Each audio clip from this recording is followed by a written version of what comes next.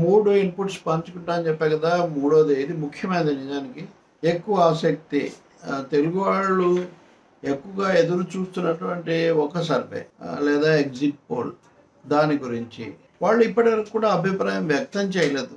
అసలు సర్వే సంస్థలు ఎందుకు ఈ విధంగా సమయం తీసుకుంటున్నాయి, కనీస సంకేతాలు కూడా ఇవ్వట్లేదు అంటే ఆంధ్రప్రదేశ్లో ఉన్న పోటాపోటీ పరిస్థితి దీనికి కారణము. చాలా జాగ్రత్త పడుతున్నారు. అలాగే ఇరు శిబిరాలు కూడా ఒత్తిడి పెంచుతున్నారు, లేకపోతే ప్రలోభాలు పెడుతున్నారు. ఇలాంటి చాలా మాటలు ఉన్నాయి. అవి వీళ్ళకి కూడా వర్తిస్తాయి. ఎక్కువ ప్రభావం చూపేవాళ్ళ మీద ఎక్కువగా ఉంటాయి కదా. కానీ సమయం తీసుకున్నప్పటికీ బహుశా 1వ తారీఖు అంటే ఐ థింక్ శుక్రవారం సాయంత్రం మీడియాలో బహుశా మనకు అన్ని సర్వేలు వచ్చేటట్టుగా ఉన్నాయి. కొంతమంది ఛానల్స్లో విడుదల చేయొచ్చు, కొంతమంది తామే విడుదల చేస్తుంటారు, కొంతమంది చర్చకు వస్తారు, రకరకాల పద్ధతులు. కానీ అందరూ ఎదురు చూసినటువంటి ఈ సర్వే లేదా ఈ ఎగ్జిట్ పోల్ అంచనా దాంట్లో కూడా చాలా ఉన్నాయి. కానీ అర్థమయ్యేది ఏంటంటే వాళ్ళు గతంలో ఎలాంటిది చేశారో, బయలుదేరినప్పుడు ఏ విధమైన లెక్కతో ఉన్నారో అది పెద్దగా మారినట్టుగా లేదు. అవే సంకేతాలు ఇప్పటికి కూడా కొనసాగుతున్నాయి.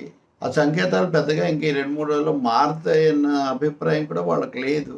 అయినప్పటికీ కూడా దేశంలో రాష్ట్రంలో భిన్న రాజకీయ శక్తులు, రాజకీయ శిబిరాలు ఇవన్నీ ఉన్నాయి కాబట్టి వాళ్ళ స్పందనలు లేకపోతే వాళ్ళ అనుకూలతలు వ్యతిరేకతలు అన్ని దృష్టిలో పెట్టుకొని వీళ్ళు ఆలోచన చేస్తున్నారు. కానీ ఆ అంతిమంగా వచ్చే ఫలితం లేదా వాళ్ళు ఇచ్చే నివేదిక దాదాపు ఆ దిశలోనే ఉంటుంది అని అర్థమవుతోంది. ఇది ఏమాత్రం ఊరికినా చెప్తుంది కాదు, దీనికి సంబంధించిన ఇన్పుట్స్తో చెప్తున్నటువంటి మాట ఇది. కాబట్టి దాని మీద ఏదైనా మరీ ఎక్కువగా అదేదో ఇప్పుడు ఉన్నవన్నీ తలకిందులైపోతాయి అని ఎవరు భావించడానికి పెద్ద అవకాశం లేనట్టు కనిపిస్తుంది. అలాంటి ఆశ కూడా ఒక శిబిరంలో ఉన్నట్టు ఏం కనిపించటం లేదు. అదెవరు ఇదెవరు మీరు ఊహించుకోవచ్చు.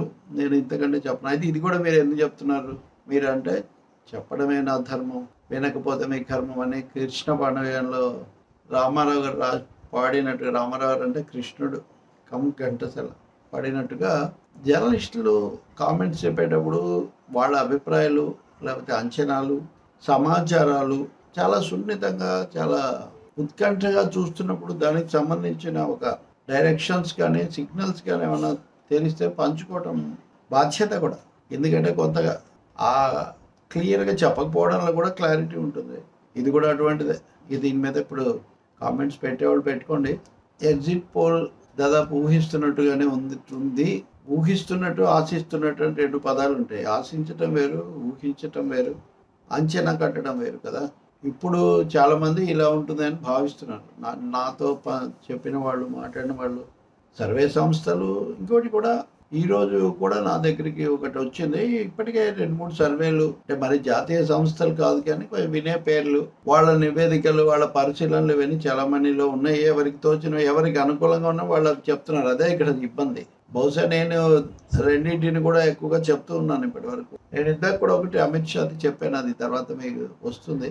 అమిత్ షా ఈ నివేదిక ఆయనకు అందిందన్నది ఈరోజు మా వర్మ చేసిన చర్చలో జేడి లక్ష్మణ్ కూడా దాన్ని ప్రస్తావించారు, సిబిఐ మాజీ జేడి.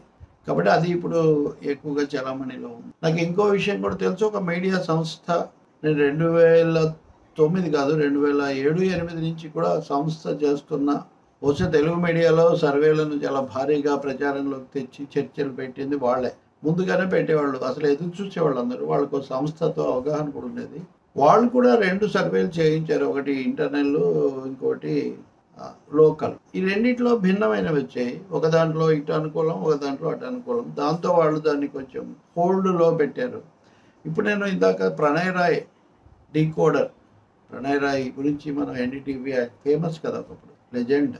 ఆయన ఒక విధంగా అగ్రగామి, పైనీర్ ఈ రంగంలో. ప్రణయ్ రాయ్ కూడా 3 రకాలవి చెప్పారు.